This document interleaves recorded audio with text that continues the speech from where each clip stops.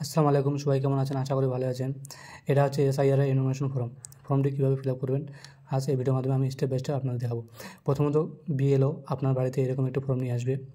এখানে আপনার নাম, ভোটার কার্ড নাম্বার, অ্যাড্রেস থাকবে, সিরিয়াল নাম্বার, পার্ট নাম্বার থাকবে, এখানে একটা কিউআর কোড থাকবে, এখানে আপনার পুরাতন একটা ভোটার কার্ড ছবি থাকবে, এখানে আপনাকে একটা কালার ফটো দিতে হবে, এখানে ডেট অফ বার্থ দেবেন, এখানে আধার কার্ড নাম্বার দেবেন, তারপর মোবাইল নাম্বার দেবেন, এখানে আপনার বাবার নাম দেবেন, দেওয়ার পর আপনার বাবার ভোটার কার্ড নাম্বার দেবেন যেটা বর্তমানে আছে, এখানে আপনার মায়ের নাম দেবেন, এখানে আপনার মায়ের ভোটার কার্ড নাম্বার দেবেন, স্পাউস নাম, এখানে আপনি যদি বিবাহিত হয়ে থাকেন তাহলে আপনার স্ত্রীর নাম দেবেন, আপনার স্ত্রীর ভোটার কার্ড নাম্বার দেবেন।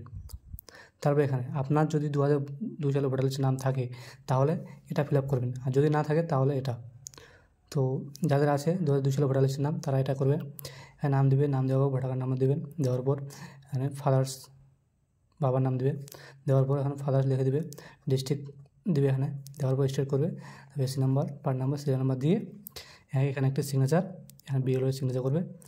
তারপর আপনার 2002 সালে যে ভোটার লিস্টে আপনার নাম আছে সেই পেজটি জেরক্স করে একটা কালার ফটো দিয়ে দেবেন। তারপর বিএলও আপনাকে একটা রিসিভ করে দেবে, রিসিভ করে ভালো করে রাখবেন।